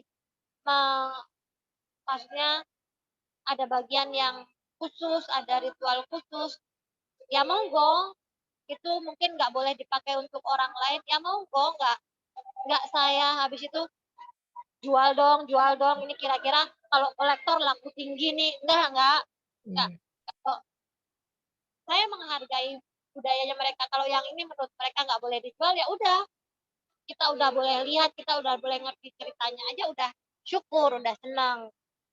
Nggak semuanya bisa dijual, tapi yang mereka mau jual, yang mereka mau perlu dibantu untuk ditingkatkan lagi, kita mesti bagaimana supaya kainnya kita laku, kita mesti tenun yang bagaimana, ya oke, ayo sama-sama, sesuai yang saya tahu, saya bisa bantuin di mana, saya bisa bantuin jualinnya kah, saya bisa bantuin cari pewarnanya kah, atau kalau misalnya sekarang trennya orang maunya seperti apa, saya bisa kasih informasi kah, yang artinya apa yang mereka sudah punya, ayo sama-sama. Dan karena itu buat saya nggak ada menang atau kalah, tenun mana yang lebih bagus, tenun mana yang lebih dikenal, tenun mana yang lebih menghasilkan atau lebih mahal. Saya sih nggak berpikir seperti itu. Untuk sepanjang buat mereka sejahtera, merekanya puas dengan itu, ya oke. Begitu. Untuk yang dipatenkan tadi, ada ratusan motif yang dipatenkan, mungkin nggak sampai 20, Ibu, untuk tenun timur. Jadi bukan, dan kami belajar ternyata hak paten itu nggak menjamin itu juga nggak ditiru oleh tempat lain. Karena hak paten itu misalnya kita bikin tokek kakinya 4 nih harusnya. Tapi habis itu ditambahin kakinya jadi 6 nih sama penirunya misalnya, atau ini kepalanya hadapnya ke kiri, terus ditambahin kepalanya jadi hadapnya ke kanan. Buat pembeli kan mirip, tapi secara paten itu udah nggak melanggar hak patennya kita lagi, karena ada bedanya gitu. Jadi kayaknya daripada sibuk dengan mematenkan, toh kalau kita mau ngurusin, menuntut orang yang melanggar hak paten juga butuh biaya yang kayaknya susah juga. Jadi lebih baik kita promosi saja sehingga orang bisa tahu yang mana yang asli, apa bedanya. Dan selama ini saya nyoba kalau tenun timur sih jarang ya dipalsukan, karena terutama tenun guna itu sampai sekarang untuk bikinnya tetap harus manual. Jadi sulit untuk dipalsukan. Dipalsukan pun dia harus kerja selama seperti yang dilakukan oleh penenun timur. Jadi biasanya kalau ini nggak bisa masal kayak gitu. Jadi biasanya nggak prospek lah buat dipalsuin kayak begitu. Tapi dibandingkan itu aku lebih suka kalau lihat tenun asli sama tenun yang diikat secara massal baru pakai ATBM, kerasa beda nyawanya. Mungkin karena kita biasa main warnanya tetap beda, kita pegang ini kainnya juga rasanya beda gitu. Kayak ini sekedar ini bagus tapi nggak magis, nggak gimana gitu, nyawanya beda. Iya Mbak, siap. Kira-kira menjawab Bu Tensi? Ya, makasih. Memang ada ternyata ya gitu ya, hal kepercayaan seperti itu. Makasih Mbak Rensi infonya. Ya, baik. Ada pertanyaan lagi nih Mbak Rensi dari Bu Luki. Nah, bagus nih pertanyaannya. apa ada pakem atau aturan saat memakai tenun, misalkan motif untuk raja, untuk upacara kematian, dan sebagainya, supaya tidak salah pilih. Nah, ini juga penting nih buat kami. Gimana tuh, Ya, Mbak? baik Ibu Luki, terima kasih pertanyaannya. Kalau yang sepanjang saya tahu ya, kalau untuk kematian nggak ada. Orang cuma ngelihat warna hitam yang lebih cocok untuk dipakai ke orang mati. Tapi warna hitam bukan cuma untuk dipakai ke orang mati atau dipakaikan ke jenazah, biasanya kan ada tuh. Jadi kalau misalnya ada orang Kalau meninggal, ada yang iniin ke aku, orang meninggal gitu, nanti mereka akan pakaikan selimutnya, selimut tenun di atasnya untuk pas mau penguburan. Dan itu harus warna motif atau warna tertentu, setahu saya tidak ada sih. Terus kalau yang raja, memang bahkan tenun guna itu awalnya hanya dipakai oleh para bangsawan, tenun guna. Karena kerjanya lama.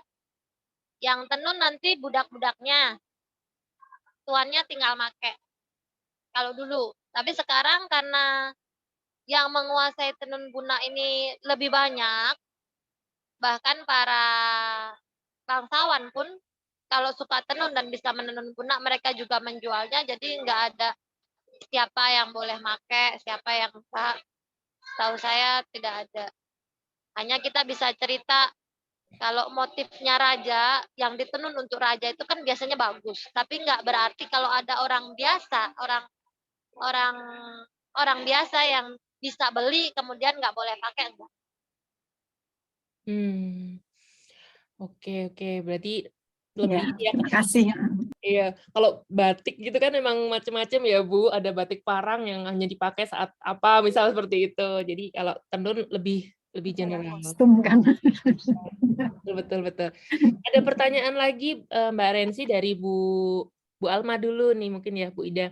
Dari Bu Alma, nah mengenai tadi perbedaan yang apa namanya, ibaratnya yang asli sama yang nggak asli gitu ya kan. Dulu saya sempat make, terus saya sempat foto ke Mbak Rensi, ini warnanya waktu itu saya pakai sotis kalau nggak salah, terus boti, pakai boti, kemudian warnanya saya rasa warna alam, ternyata kata Mbak Tensi itu bukan pewarna alam, itu pewarna buatan seperti itu. Jadi warnanya mirip banget, tapi kita pun masih sangat awam. Nah ini pertanyaannya Bu Alma juga agak mirip Mbak, bagaimana perbedaannya antara tenun yang kalau dipegang kainnya terasa lembut atau empuk dan enak dipakai, apa yang terasa kaku. Ada yang terasa kaku, mana yang asli Mbak. Nah ini kalau dari kita pegang, cara pegangnya membedakannya. Kemudian mana yang disebut dengan benang kapas atau benang lainnya, mungkin kalau ada bisa ditunjukin bedanya supaya secara visual kita bisa lihat. Dan range harganya itu kalau yang tadi yang benang kapas dan tidak itu bedanya sampai berapa sih Mbak Rensi untuk harga gitu. Ya, silakan. Oke, terima kasih Ibu Alma. Ya. Pertanyaannya bagus sekali. Ini yang pertama bedain yang empuk apa yang kasar gitu. Itu sih tergantung benangnya ya. Yang empuk juga bagus, yang kasar juga bagus. Yang empuk bisa padan. Kalau memang benangnya kecil-kecil, ditenun juga dia nggak akan tebal kan. Justru kayak amanuban itu, tenun guna itu, yang dia tipis itu yang dia kualitasnya bagus. Artinya dia benangnya enggak double. Kan tenun itu ada benang lungkinnya yang vertikal sama benang pak yang kita masukin ke pusi telunannya. Nah, kalau di Timor mereka sebutnya benang pakan itu benang dalam. Jadi benang dalam ini kadang mereka double sampai 4 sampai 6 itu biar cepat penuh ke atas. Jadinya motifnya nggak terlalu dipegang, dia tebel tapi kadang nggak kaku. Itu biar cepat penuh. Kayak nun kolo ini non-kolo ini kalau kebanyakan sekarang ini mereka pada benangnya double biar cepat selesai. Kenapa? Kalau saya sendiri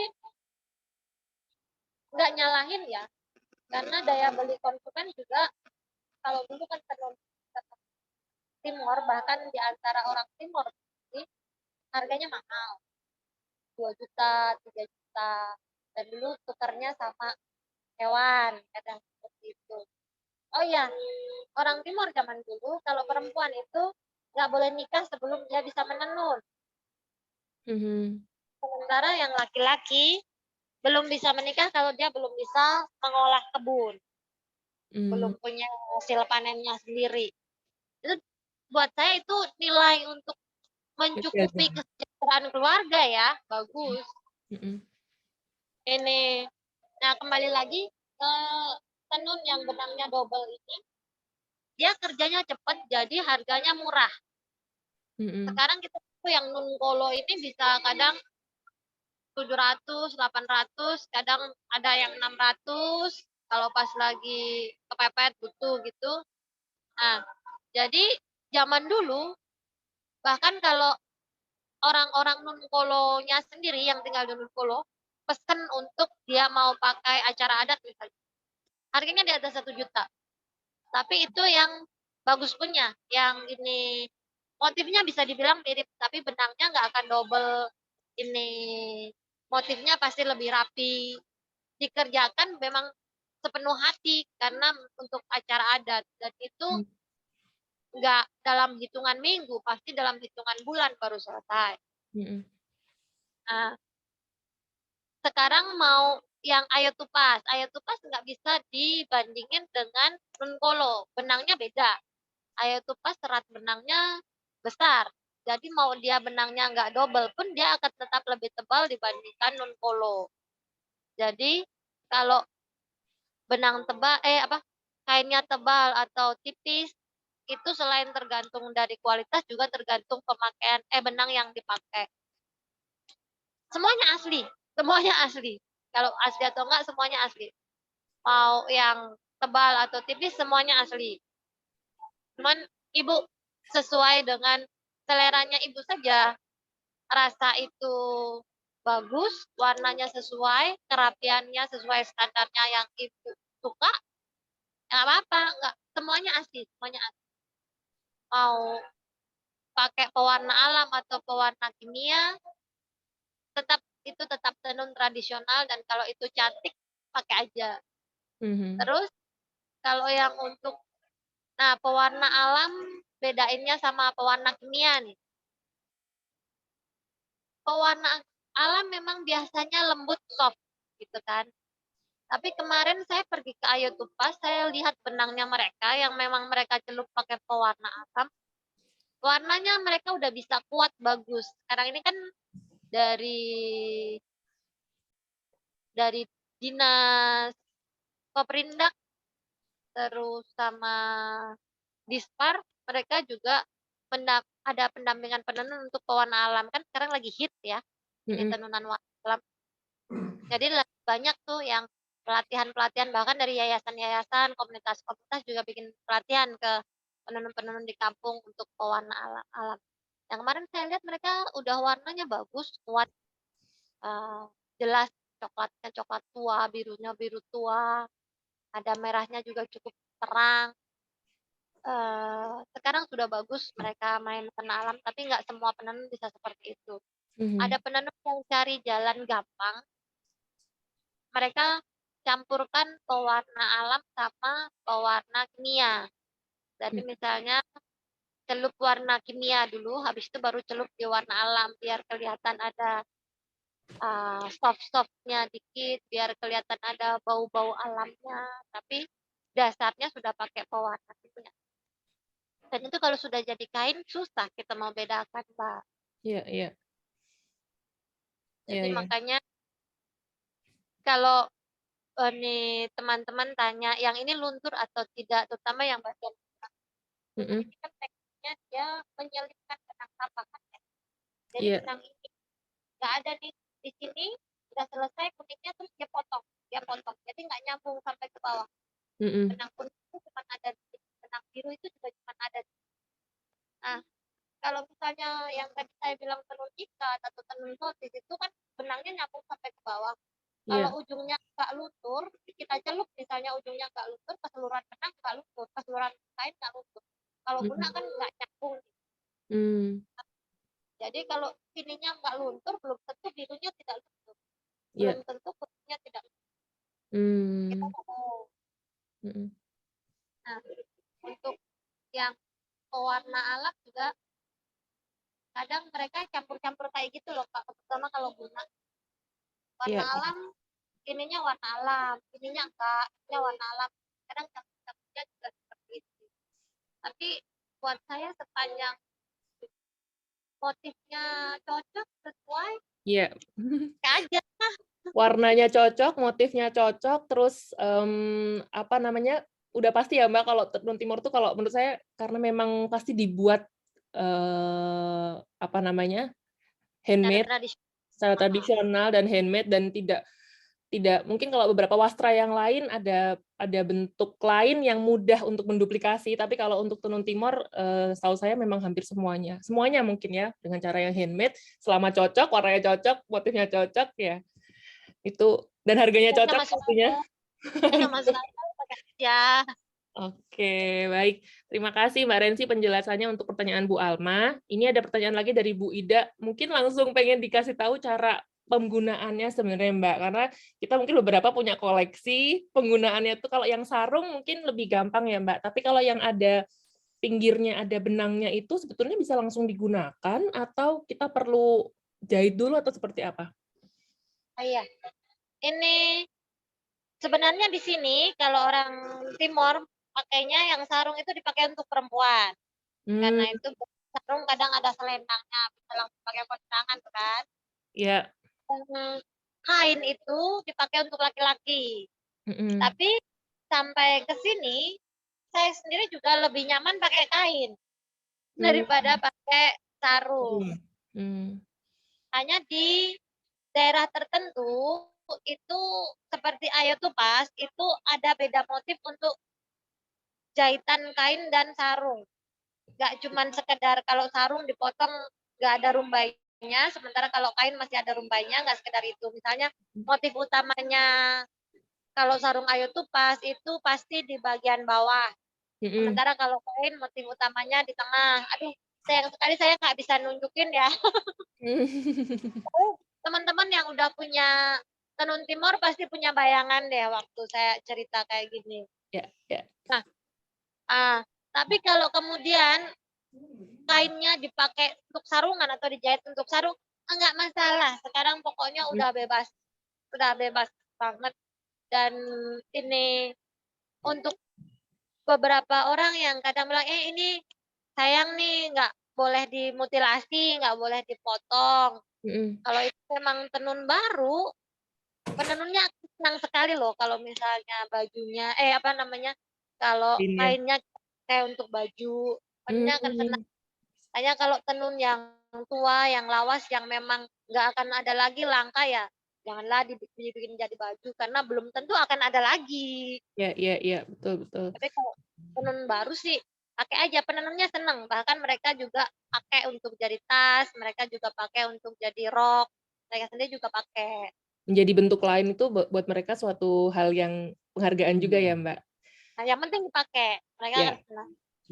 Terus tadi Mbak, kalau sarung kan diikat terus dilipat terus diikat gitu ya, seperti yang biasa kita pakai. Mungkin kalau ibu-ibu lebih familiar dengan sarung. Nah, kalau yang kain itu rumbainya itu dikemanain sih Mbak Rensi? Yang rumbai, kalau biasanya rumbainya ini kita ikat Mbak. Kalau nggak mau keserimpet-serimpet, kan dipotong dulu tuh, udah dipotong ya. Iya.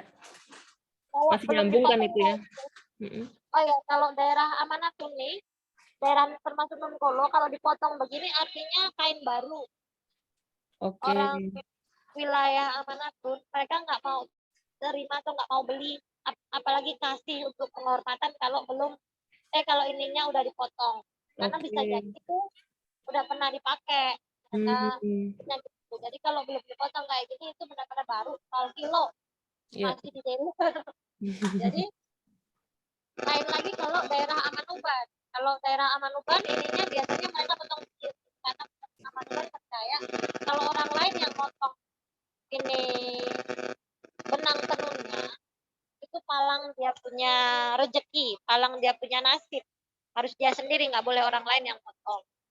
Itu kepercayaan yang berbeda ya. Padahal itu cuma beda kecamatan ya, beda suku Iya, iya, sama iya. TTS. Nah, ini kalau udah dipotong, bisa diikat biar dia nggak terlalu panjang-panjang. Hmm, sedikit-sedikit itu diikat ya, sedikit-sedikit gitu. Biar dia jangan terlalu panjang, jadi nggak keinjek-injek pas kita pakai jalan. Iya, iya. Yang bagian dalam biasanya, yang bagian luar mereka biarin terbuka karena waktu kita jalan juga kan kayak ketenang-tenang, tapi yang bagian dalam takut ini keinjek, jadi mereka biasanya ikat. Lurus gitu atau yang terakhir agak diangkat sih, Mbak? Gubetnya itu apa? Tapinya itu, napihnya itu, yang terakhir diangkat gitu apa enggak sebetulnya? Kayak ini kalau jarian ya. Iya. Kayak jarian. Enggak, lurus aja sih kalau di sini. Lurus ya. Jadi di yang depan yang tadi nggak diikat tuh agak ngelewer gitu, memang nggak apa-apa ya? Nggak apa-apa. Oke, seperti itu Bu Ida kurang lebih. Terus ada lanjutannya dari Bu Alma, pertanyaannya kalau kayak gitu biasanya atasannya apa sih Mbak kalau secara tradisional di sana? Atasan bajunya? Atasan bajunya kalau di sini orang-orang suka atasannya pakai kebaya. Lucunya gitu. Bapak-bapak pada pakai tenunnya kemana aja sehari-hari. Ada bapak-bapak sama sekali nggak pernah pakai celana panjang, nggak punya celana panjang karena dia selalu pakai celana pendek terus pakai kain kemana-mana. Dia mau ngelesot di mana, duduk di mana, di bawah pohon, di atas apa, dia pakai kainnya sehari-hari, kain yang sama. Mungkin itu kain yang ditenun istrinya. Sementara ibu-ibu biasanya sehari-hari pakainya justru jarik. Batik printing itu sering. Kenapa? Saya pikir-pikir karena ibu tahu capeknya nenun. Nggak tega. Jadi mungkin hati-hati sama Iya. hanya kalau pas ke gereja atau ada acara adat baru mereka pakai. Itu atasannya biasanya mereka sukanya kalau di sini pada pakai kebaya. Nggak ada atasan tradisional khusus ya? Untuk ini nggak ada. Karena justru kalau untuk adat, mereka pakai tenun itu sampai dada, Mbak. Sampai atas. Oke. Ya, kemben dan bawahan gitu ya. Jadi atasannya udah nggak ada lagi dari atas sampai bawah. Iya, oke. Menjawab mungkin ya Bu Alma. Jadi kalau kita biasanya kombinasi atasnya tunik atau mungkin abaya gitu ya, abaya bisa juga kebaya. Terus kalau di beberapa kain timur juga ada yang satu set dengan selendangnya, biasanya kami juga pakai. Jadi bawah sarungnya, atasan selendangnya. Tapi memang mungkin nggak banyak ya Mbak Rensi yang satu set dengan selendang seperti itu. Kebanyakan hanya satu piece kain itu. Oke, masih ada pertanyaan ibu-ibu yang mungkin mau disampaikan langsung? Kita waktunya masih ada sekitar 2-3 menit ini. Ternyata sudah mau jam 12, ngobrolnya ternyata sudah lama. Oh iya, ini Mbak Lisda, teman-teman mungkin kalau bisa ikut biasanya hari Selasa sama Jumat kita live di IG loh. Jadi kalau ada pertanyaan-pertanyaan sekalian pas lagi dia break time bisa. Iya, betul. Ibu-ibu, ini juga saya kemarin dapat share video juga dari Mbak Rensi dan sempat melihat Yang ke ini betul tuh, yang ya. Itu pas perjalanan ke Ayu Tupasnya loh, supaya punya bayangan. Nah, ini. Oh iya, ini ada video perjalanan ke Ayu Topas, salah satu desa penghasil tenun. Yang tadi 3 jam ya, Mbak? Iya, 3,5 jam sih kalau sampai ujungnya. Luar biasa. Kemudian penenunnya juga yang dari desa-desa di sekitarnya harus jalan kaki, yang tadi Mbak Rensi sampaikan dari jam 5 pagi sampai jam 10 untuk nyetor tenunnya. Mungkin ibu-ibu Jadi ada kebayang ya, rasanya tuh kalau misal kita pakai kainnya tuh jadi ngerasa wah luar biasa, ini perjuangan kain sampai kita pakai tuh betul-betul luar biasa dari kampung Ayo tenun. tupas. Ayo tupas.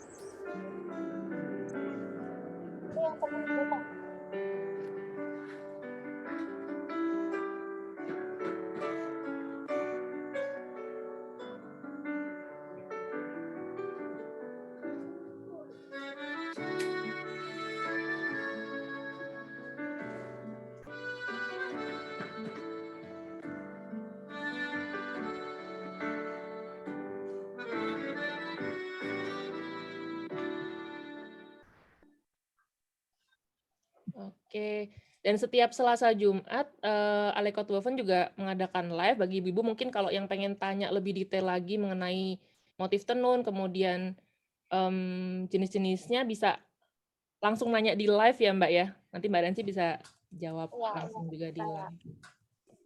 Oke. Maaf. Ini apa nih Mbak? Minggu lalu kita live langsung dari Ayo Tupas nih. Jadi pas ada yang beli, mau tanya langsung, pas kalau penenunnya ada, kita langsung panggil penenunnya untuk jelaskan kainnya. Dan bisa langsung bertawar sama penenunnya. Mereka mungkin baru pertama juga ya Mbak, untuk live gini. Ya. Ini kan supaya penenun tahu, biasanya pembeli itu maunya harga berapa. Kadang mereka taruh harga kan terlalu tinggi, dikiranya kita nanti jualnya mahal. Jadi biar langsung bertawar, kita nggak dapat apa-apa, nggak apa-apa. Tapi yang penting penenunnya tahu, pembelinya juga tahu bagaimana kondisi penenunnya dan tahu memang harga dari penenunnya itu sendiri seperti apa. Nah, ya, luar biasa. Luar biasa cerita dari Mbak Rensi. Saya tuh ngikutin kadang dari sosial medianya, ikut upacara-upacaranya juga, kemudian event-event yang ada di sana itu luar biasa, membuat kita makin ini ya Mbak, makin bangga menggunakan kain yang memang dibuat langsung oleh penenun dari Nusa Tenggara Timur. Tuh. Oke, mungkin oh iya Mbak. Ya, gimana Mbak?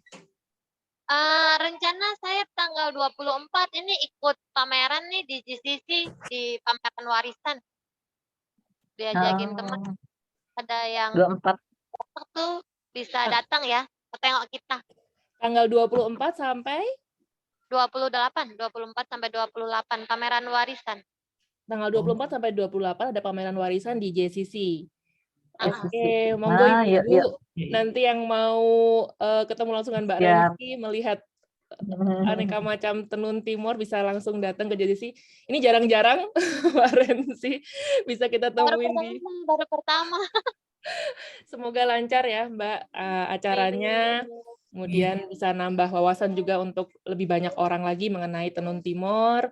Kemudian juga bagi penenun juga bisa lebih bersemangat lagi untuk menghasilkan tenun-tenun yang bagus dan luar biasa.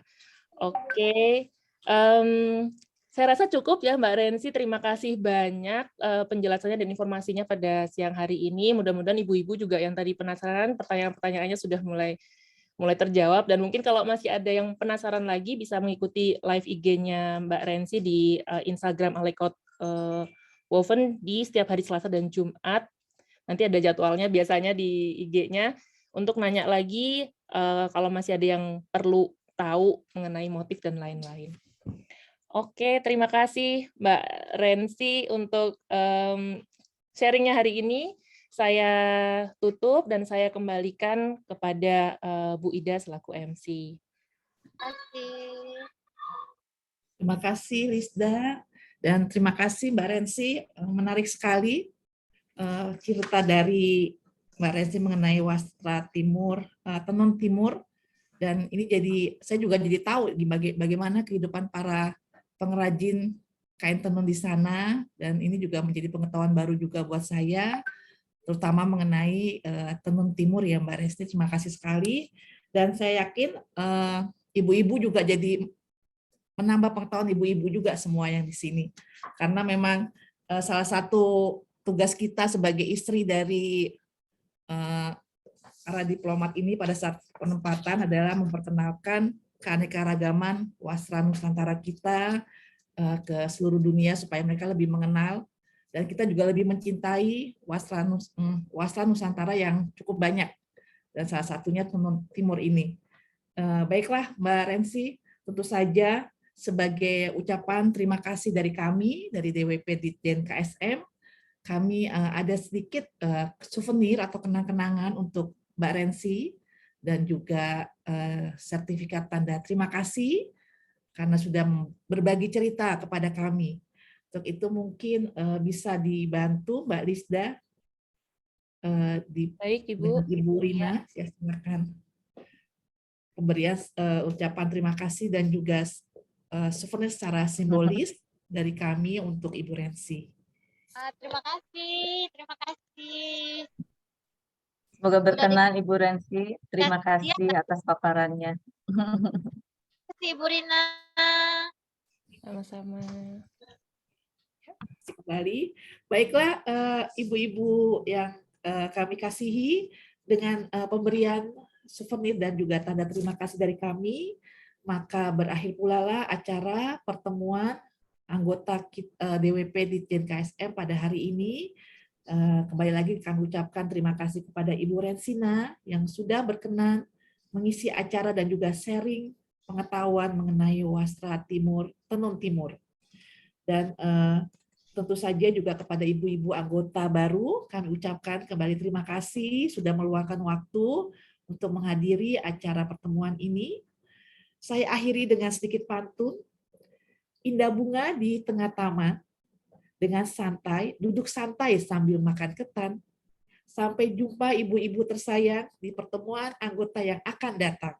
Mohon maaf dari saya apabila ada salah kata dalam memandu acara ini. Terima kasih, salam sehat semua. Kita jumpa lagi di pertemuan yang akan datang. Wassalamualaikum warahmatullahi wabarakatuh. Waalaikumsalam. Pada waktu